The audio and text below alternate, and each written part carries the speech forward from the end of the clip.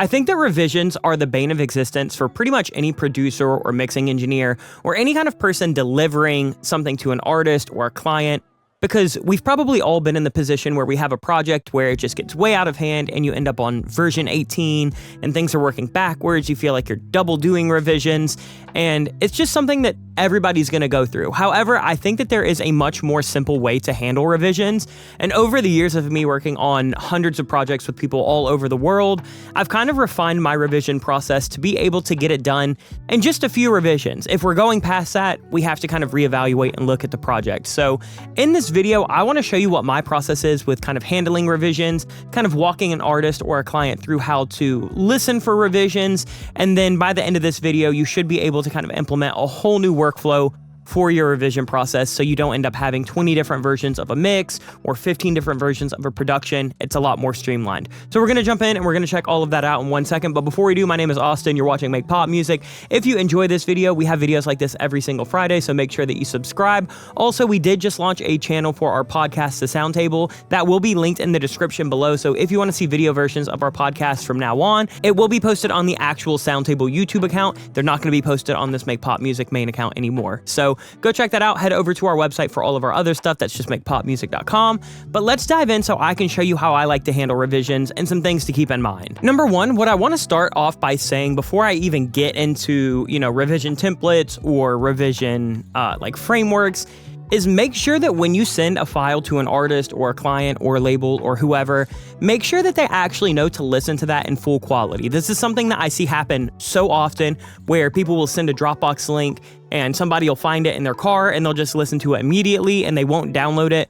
And what happens when you listen to Google Drive or Dropbox or anything where you don't have to actually download a file, that you can stream it inside that app, what happens is, if your internet is not perfect, it's going to start to compress that file. Dropbox will even make it mono sometimes. So I've had situations where I'll send people a Dropbox file and not tell them, hey, you actually need to download the full quality version before you send me revisions. And then they'll send me revisions based off the version that they heard that is completely mono, super lossy, definitely not high res. And when I get the revisions, they don't really make sense to me. They'll say, I can't hear that sparkle synth at all, or I can't, really discern where the background vocals are. And it's because they're not listening to the full quality stereo version of the actual mix. So when you send something to people, make sure that they know, hey, please download this to a device, because that is the only way that you really get to listen in full quality. If you're sending it on Dropbox, all you have to do is replace the www before dropbox.com with DL. So just dl.dropbox/ whatever your file extension is. And that will allow it to actually download to somebody's device. So when they listen to it, it is a full quality downloaded version off of the media player of their Android or their iPhone or their iPad or their laptop or whatever. So make sure that you realize that if you are getting revisions that don't make sense, you need to ask what they're monitoring on and are they actually downloading the full version of the file? Because I'll be honest, as somebody who spends a lot of time mixing and mastering and producing in this beautiful studio that I have, I am not going to take revision requests from somebody who listened on their iPhone speaker and did not download the actual song. That makes no sense to me. I'm not doing that. So make sure that your artist or your client or whoever is giving you the feedback is actually giving you good feedback based on things that they can actually hear. So now that I've just really gotten on my high horse about that, let's talk about my actual revision process and some things that you might want to keep in mind when you are going over revisions with an artist. The first thing that I think that you should do when you're working on revisions is establish your revision policy and your revision workflow before the project even starts, right? So we're going to go into my computer right here. This is just my general contract template. And right here, I have a revisions contract stipulation that says producer grants blank number of revisions to XXX, just insert the artist name there, included in the project rate. Revisions must be submitted by the artist within 14 days of me delivering a file, and then I have 7 days to turn around and submit a revision after they've submitted that request. So I tend to give unlimited revisions when I am producing and mixing and stuff like that, because if an artist is paying me very good money, I want it to be as perfect as possible. When I have a conversation with the artist before we book the project, I will let them know, hey, I'm not big on, only giving you 2 or 3 or 4 revisions. However, if we get to the point where we're just going back and forth every day and I feel like the project is starting to sway away from the original vision, or we're starting to really like work backwards and it's sounding worse, I will step in and tell them, I don't think that we have a clear vision. I don't think that you quite know what you want. We need to reconvene before we keep doing, 6 new versions of something that I think is exactly what the mark was. So it's one of those things, you can put a number in your contract if that is what works best for you. I tend to not put an exact number, but I also have no problem letting a client or an artist know, hey, I know that we don't have a revision limit. However, the revisions are starting to be a detriment to this project, and we need to look at what really needs to change. It's one thing if the revision is like, oh, there's like a click and a pop, or there's like a sound that carries over. It's another if they're like, we need to change this kick drum, we need to change this snare drum, we need to change this bass, and we're, 6 mixed versions in. That is not going to fly with me. So make sure that you have a revision policy in place, and make sure that the artist understands what that policy is and signs up for that. The next thing that I like to do is when I'm sending out a project, whether it's a production or a mix or a writing demo, what I like to do is I'll send a little revision request template.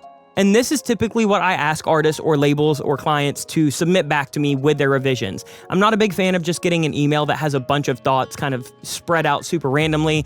When I send this allows me to keep everything super organized and super specific, right? So I'll put the artist name, I'll put the song name, I'll put the date, and then I'll put the revision number or like the actual project number that we're working on. So like production session 1, production session 2, mix from May 15th, 2023. I'll just kind of put all of that there so then I know exactly what version this pertains to. And then I split this template up into multiple things. They're not always going to have notes on every single category, but I have categories there just to kind of guide them. And the way that I split this up is general notes, I'll do production notes, I'll do mixing notes, and then I'll have specific notes and timestamps. So if somebody's like, oh, I want the drums to just be a little bit bigger, I want the drums to feel a little bit more full, that's just gonna go right in this general notes section. If they're like, oh, I want a really specific synth, like a Laney track, they can, pop a link to that. Like, here's a cool reference. Right here, change to plucky melody in the verses. I like the sound, but maybe try something different, like this synth in Waterfalls by, I believe, The Wildlife. So something like that allows me to really hear exactly what they mean. It allows me to know exactly what they're talking about, and it allows them to actually link stuff. And it's pretty organized. So I'll go through my general notes of production and of mix, and then the timestamp stuff is going to be something like, can you turn that tambourine at 1 minute and 15 seconds up? Can you cut the bass in the pre-chorus at 36 seconds? Can you automate the guitars up at 45 seconds? Can you get rid of a click and a pop inside of the vocal at, 2 minutes and 15 seconds?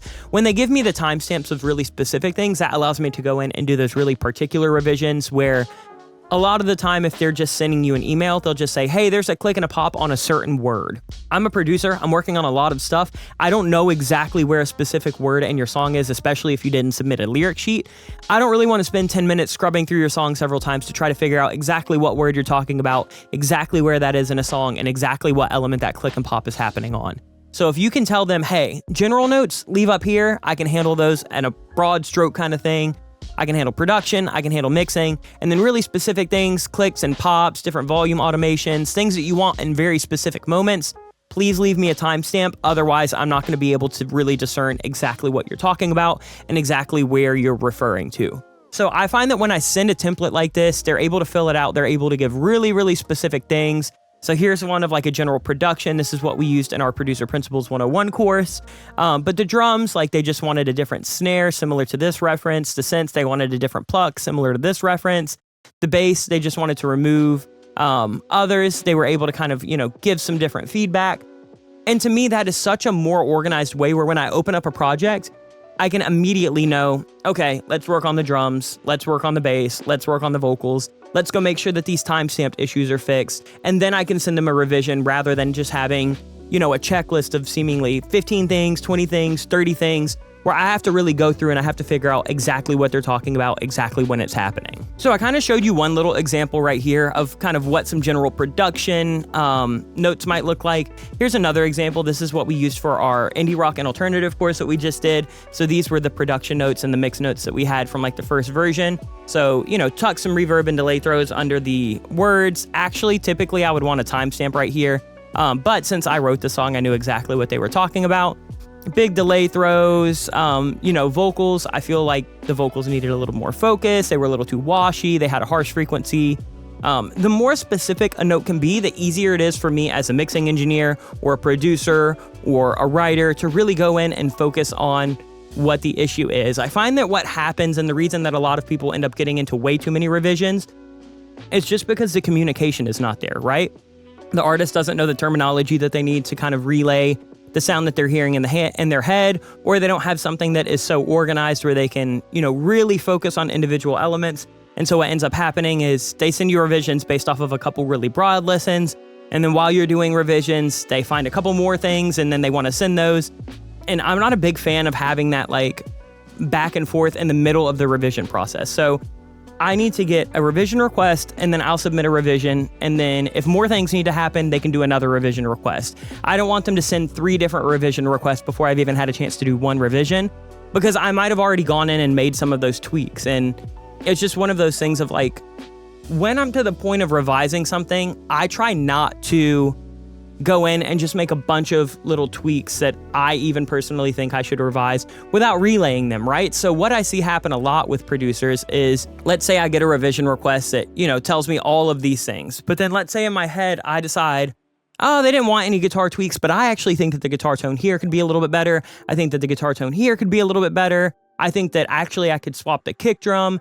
And it's not things that they necessarily asked for. Once they get that revision back, if I didn't warn them that those were things that I also wanted to tweak so they could listen for that, it is going to feel like a whole different thing, and they're not going to really understand how you got from their revision request to the new version that they're hearing. So at the end of the day, I really do think it comes down to communication. It comes down to having an organized structure where people can submit their revisions, they can tell you exactly what they want, and then really just listening to that. If you have an issue with a revision, or if something doesn't work or doesn't make sense, send that artist a text or an email saying, hey, I know that you left this revision.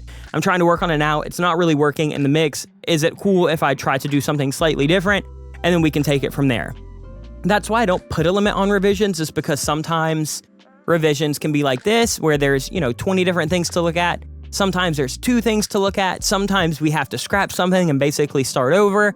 I'm not a big fan of telling people, hey, you get 3 versions of sending me every single thought, because sometimes it takes more, sometimes it takes less, sometimes it's just not a conducive workflow to say, we have 3 versions to make this absolutely perfect, or 4 versions, or 5 versions. Sometimes I just want it to be a little bit more casual and back and forth. Those are all things that just need to be determined at the start of the project. So when you're working with people, have that game plan. Let them know exactly what your revision process is. Let them know what you expect of them for their revision process. Let them know that you need them to listen to it in full quality, specifically on a good sound source, so like headphones or a good car stereo, or, something that they're very familiar with. I think that if you do all of that, you will drastically cut your revision process down between being, 14 different versions to now 3, maybe 4 different versions. There's going to be times where clicks and pops seep through, so maybe you're on version 6 of trying to get rid of some of those. That's not a big deal. When I'm talking about 12 different versions, I don't want 12 different versions where there's 30 different notes per version. To me, you're working backwards at that point. You got a whole new song. The production's different. The mix is different.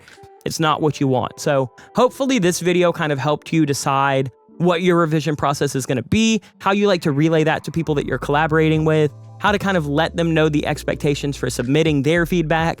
And then you can start to implement that and really just revise and, refine your process of doing revisions. But that's going to do it for this video. This video this week was actually supposed to be something completely different, but my hard drive actually crashed, and I'm in the process of cloning it over to a new drive. So my computer and my DAW work is very limited for the next couple days, but I still wanted to get something out there that I thought could be of a lot of value, because I do see tons of people have massive issues with revisions and with back and forth. So hopefully this video helped. If it did, please let us know in the comments down below. Leave us a like. If you want to subscribe, we do these videos every single week. Other than that, go check out the podcast at the Soundtable YouTube channel. Go check out all of the cool stuff we have on our website. Sample packs, preset packs, MIDI packs, courses where we talk about all of this stuff in way more depth. That's all at makepopmusic.com. But that's going to do it for this week. I'll see you guys next week with much more content. Much love, everyone. Peace.